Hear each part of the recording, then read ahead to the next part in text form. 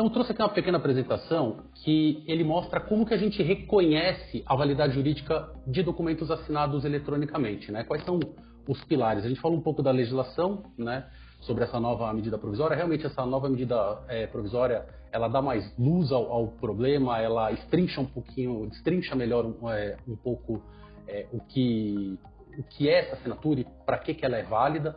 Essa medida provisória está seguindo o padrão europeu, que a gente ainda não tem a legislação que regulamenta a medida provisória, mas o padrão europeu ele é um padrão bastante rígido, é bastante abrangente, e a gente começa a ter algum tipo de similaridade agora já para a regulamentação. Então a gente falou um pouquinho aqui, eu não vou me ater muito aos detalhes, mas hoje a nova medida provisória ela prevê 3 tipos de assinatura simples, avançada e qualificada. O que eu acho interessante dessa informação é a gente fazer a correlação que a medida provisória não menciona, queria fazer esse adendo, mas a medida provisória ela não fala de como que é a correlação entre os documentos de governo e os documentos sendo assinados pela iniciativa privada. Então, quando a gente fala de assinatura simples, a gente está falando de assinatura de propostas comerciais, de assinatura de termos de adesão, aquele cliquezinho que a gente dá nos sites quando a gente concorda com algum termo. Então, é uma assinatura que ela não implica em tanta responsabilidade, ela é utilizada para transações de risco mais baixo. Ele fala um pouco também do grau de sigilo daquela informação, né? Já a assinatura avançada, que na minha opinião é a grande inovação dessa medida provisória, essa sim ela fala, olha, eu preciso identificar quem são as partes, eu preciso garantir a integridade do documento para garantir que esse documento não seja alterado após a sua assinatura, e eu não preciso do certificado digital, que é o que a assinatura qualificada ela exige. Então ela é intermediária nesse sentido, mas o nível de exigência que ela faz já é bastante grande. E na iniciativa privada a gente consegue utilizar para assinaturas de contrato, contratos trabalhistas, férias, contratação de funcionários, demissão de funcionários, contrato de home office que está sendo muito utilizado agora por conta da pandemia, né? E além do registro de atos societários. Então ela passa a ter uma abrangência muito grande, ela passa a ser utilizada em diversos pilares e diversos departamentos das empresas. E quando a gente olha também o viés de documentos públicos, ela passa a ter também uma abrangência muito maior do que tinha antes. A validade jurídica de um documento ela está pautada em 4 grandes pilares. O primeiro pilar é você identificar que os signatários, né, as partes que estão assinando aquele documento, sejam eles mesmos, né? E eu acho que esse é o grande ponto, né? Quando você assina um documento digital, você precisa garantir que aquele cara, que é o João da Silva, é realmente o João da Silva que fez aquela assinatura. Então, faz parte do processo digital essa identificação. Quando a gente usa papel, a gente vai no cartório, reconhece firma, e aí o cartório fala, realmente essa assinatura é dessa pessoa, ele pegou um documento de identidade, reconheceu, e aí ele fez a identificação daquela parte. No meio digital, funciona um pouquinho diferente. Segundo pilar é o pilar da integridade do documento, né? Como é que a gente garante que aquele documento não vá sofrer nenhuma alteração após a assinatura? E se ele sofrer alteração, como é que a gente identifica que ele sofreu alteração? E não é só depois de todas as assinaturas, né? Se você tiver, por exemplo, 4 partes assinando, 4 pessoas assinando um determinado documento, a gente precisa garantir que o documento não foi alterado entre as assinaturas dessas 4 pessoas. Isso daí, vamos dizer assim, o ônus da prova e da responsabilidade é da entidade certificadora que está provendo a infraestrutura de assinatura digital, de assinatura eletrônica. Terceiro pilar é o pilar do não repúdio, né? Então a gente fala sobre o não repúdio, é você ter uma pessoa que fez aquela assinatura e depois ela não reconhece que ela fez aquela assinatura, ela simplesmente alega que não foi ela que assinou. Então você precisa coletar uma série de informações no processo de assinatura, você precisa ter concordância dessa pessoa para que o não repúdio, né, o princípio da irretratabilidade, não ocorra. E o último pilar é o pilar da verificação pública, ou seja, todo documento assinado digitalmente, quando você manuseia ele, seja de forma digital, através de e-mail, pendrive, o arquivo efetivamente, ou ele impresso, ele precisa ter uma forma de que ele seja validado.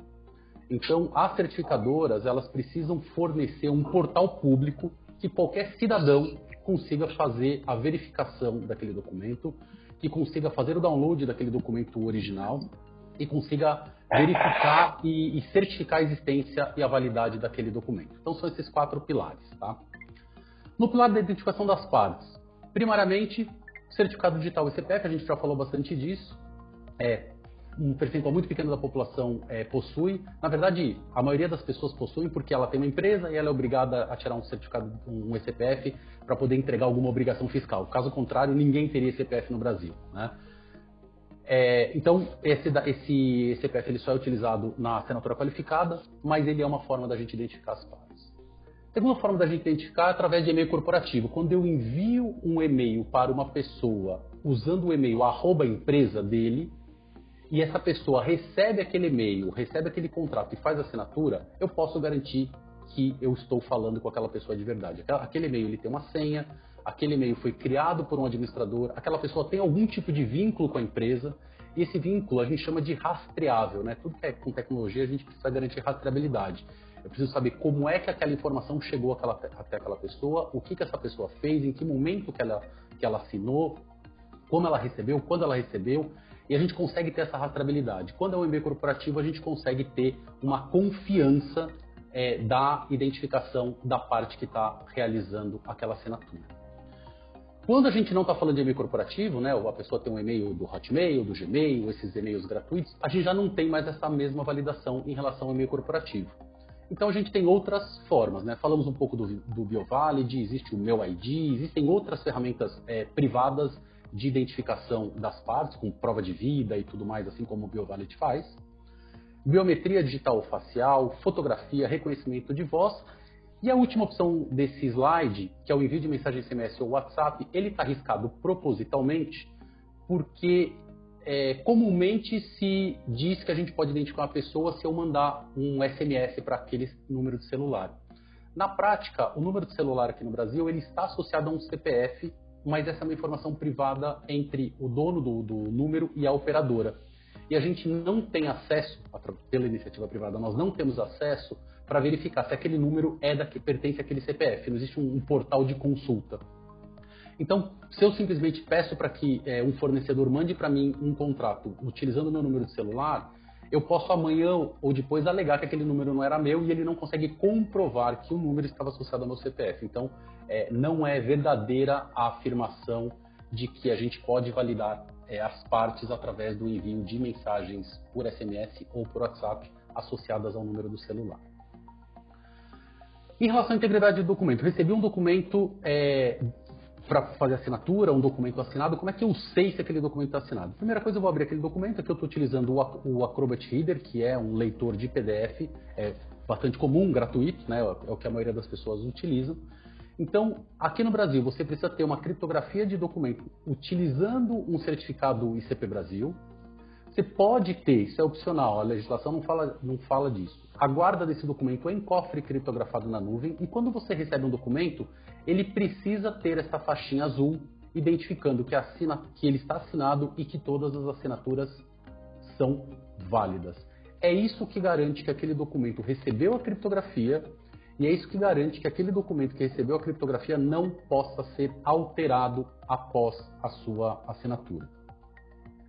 Quando a gente clica naquela barrinha azul, né, e vai clicando e abrindo as telas, aqui eu vou entrar num assunto bastante técnico que eu acho que não é necessário, mas aqui a gente consegue verificar quem fez a assinatura daquele documento, quem é o emissor do documento. Aqui ele fala que o emissor foi a Sé Notarial da Receita Federal, então é um órgão atrelado à Receita Federal do Brasil, então é um certificado talvez de CNPJ A1. Então aqui eu já tenho identificação de que aquele CNPJ faz parte da raiz da infraestrutura do ICP Brasil e que aquela assinatura está válida, então eu consigo garantir que aquele documento está íntegro, não necessariamente só por estar criptografado, ele tem validade, mas um dos pilares, que é a sua integridade, a partir desse momento ela está 100% resolvida. Aqui eu mostro um pouquinho também sobre a guarda de documentos na nuvem, né, que é opcional, mas quando você tem uma ferramenta, uma certificadora, que ela faz a guarda do documento original assinado e ela fornece cópias desses documentos para todas as partes, você garante que aquele documento assinado não foi alterado, ele está dentro de um cofre criptografado, aquele arquivo está criptografado, então você tem aí uma série de criptografias em cadeia que garantem a guarda e a validade do documento. todo documento precisa receber um certificado de assinatura. Se você receber um documento assinado e esse documento não veio com certificado de assinatura e a pessoa não consegue te fornecer um certificado, você não consegue verificar se aquela assinatura ela está correta ou não. Logo, qualquer pessoa pode questionar a validade daquele documento. Tá? E hoje, dentro do judiciário, qualquer tipo de questionamento precisa ser provado pela outra parte, e aí você não vai conseguir comprovar, e aí você vai ter a quebra da validade jurídica daquele documento. O certificado de assinatura, ele precisa ter uma ferramenta de validação do documento. Esse daqui é aquele portal público que eu mencionei para vocês. Ele pode ter um código de documento, e o mais importante, ele precisa ter o hash. O hash ele é um código criptográfico, tá? É uma codificação única, que toda vez que eu pegar aquele documento, aquele contrato que foi assinado e submeter a um determinado algoritmo, ele vai sempre gerar esse mesmo documento, esse mesmo hash. Então, através desse hash eu consigo verificar e validar se aquele documento foi assinado mesmo, se aquela assinatura está correta, se aquela assinatura ela tem a devida validade jurídica. Tá? Então, componentes aqui. A assinatura, se você tiver assinatura digitalizada, melhor ainda, porque você ainda tem o elemento gráfico daquela assinatura, não é somente um botão assinar, né? Você tem mais um fator que inclusive consta para não repúdio, porque se a pessoa tem a minha assinatura gráfica, muito provavelmente foi ela mesma que realizou a assinatura na plataforma. Eu tenho a validação, o validador e eu tenho o hash do documento. Precisam ter esses pilares. E, obviamente, esse certificado de assinatura, para que ele não seja falsificado, ele é um PDF também, é um arquivo, ele também precisa estar criptografado, senão não adianta, senão a gente consegue entrar lá, alterar o conteúdo dele, forjar um certificado de assinatura e aí essa assinatura ela também não vai ter validade.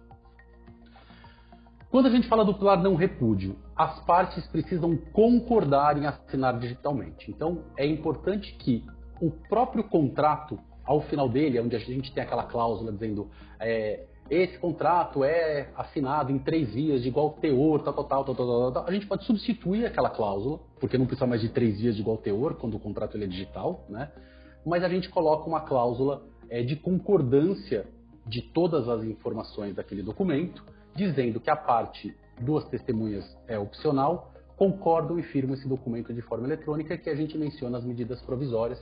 Né? Na dúvida, a gente tem a evolução da medida provisória 2200 lá de 2001, mas na dúvida a gente menciona as duas, né? E aí a gente está coberto 100% por toda a legislação. Eu não sou advogado, talvez eu fale alguma bobagem, mas meus colegas advogados podem me corrigir. Um documento no Brasil, para ser considerado título executivo, para a gente poder executar aquele documento, efetuar a cobrança em cima daquele documento, ele precisa ser assinado pelas partes e obrigatoriamente por 2 testemunhas. A questão das 2 testemunhas não é uma característica específica de assinatura de contratos digitais ou eletrônicos. Né? Se a gente tiver o contrato em papel, eu também preciso das 2 testemunhas. O que acontece é que se eu tenho um contrato em papel na minha gaveta e eu preciso executar aquele contrato, eu chamo 2 pessoas ali, as 2 pessoas simplesmente assinam e eu apresento esse contrato para o juiz para fazer a execução. Quando o contrato ele é digital, eu não consigo canetar ele 6 meses depois. Ele precisa ser assinado no momento onde todas as pessoas vão assinar, porque após todas as assinaturas a gente vai criptografar esse documento e ele vai passar a não permitir nenhuma alteração em cima dele. Tá? Então a questão da testemunha é mais para essa questão do documento poder ser usado como título executivo.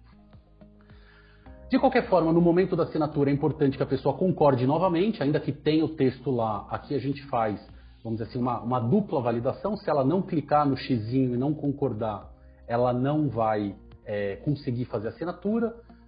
A gente coleta o número de CPF, que é mais uma informação de não repúdio, ou seja, a pessoa já está passando uma série de informações pessoais na hora da assinatura daquele documento e que o conjunto dessas informações faz com que a gente prove depois que aquela pessoa realmente foi quem assinou o documento.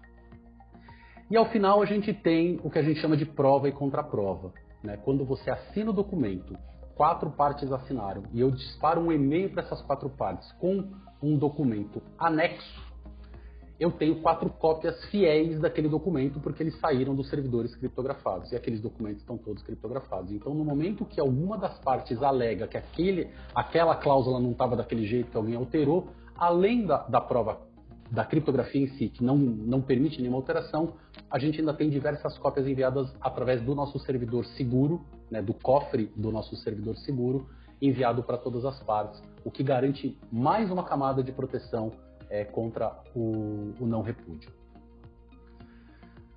A gente coleta uma série de informações no momento da assinatura, então para vocês validarem se um documento tem a devida validade ou não, no âmbito digital, quanto mais informação a gente tiver, melhor né? Porque aqui é uma briga de como você vai provar que aquele documento foi assinado por aquelas pessoas, que ele não sofreu nenhuma alteração e que ele está 100% validado, né? Digitalmente, em qualquer aspecto, a gente precisa coletar diversos elementos para poder ter essas informações. O contrato em papel, em tese, eu preciso da assinatura e a firma reconhecida.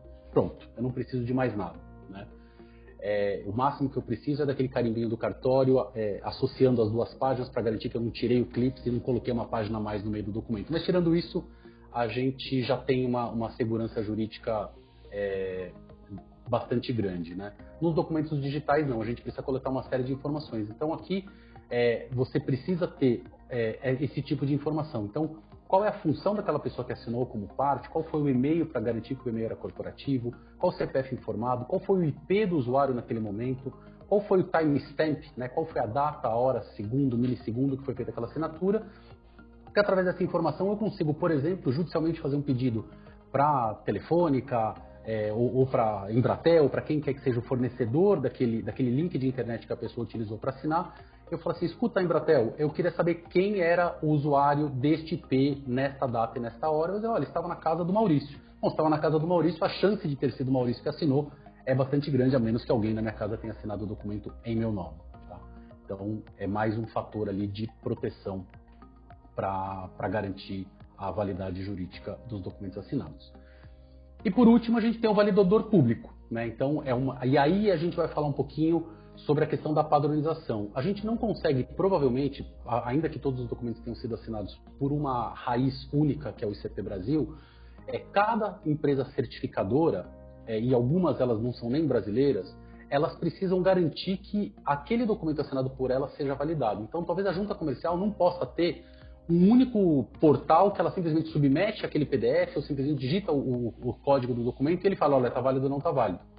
Mas cada certificadora precisa fornecer um portal de validação e que você possa verificar através do código do documento ou do hash do documento se ele está válido, né? E o resultado olha, se o documento foi assinado corretamente, eu posso baixar o PDF do documento e baixar o certificado do servidor original. Nesse momento que eu faço esse download, eu passo a ter uma cópia fiel de um servidor seguro, criptografado, os documentos também estarão criptografados, e aí eu sei que aqueles documentos eles podem ser comparados com aqueles que foram recebidos por e-mail, com aqueles que foram assinados ou aqueles que foram impressos.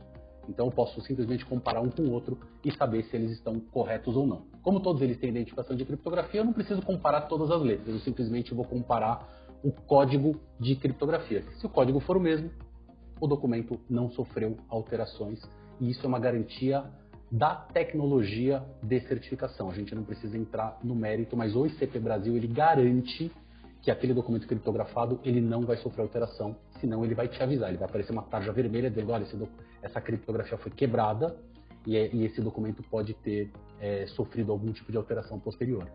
Ao invés daquela tarja verdinha, ele vai aparecer uma tarja vermelha dando essa informação de forma bastante explícita para o usuário.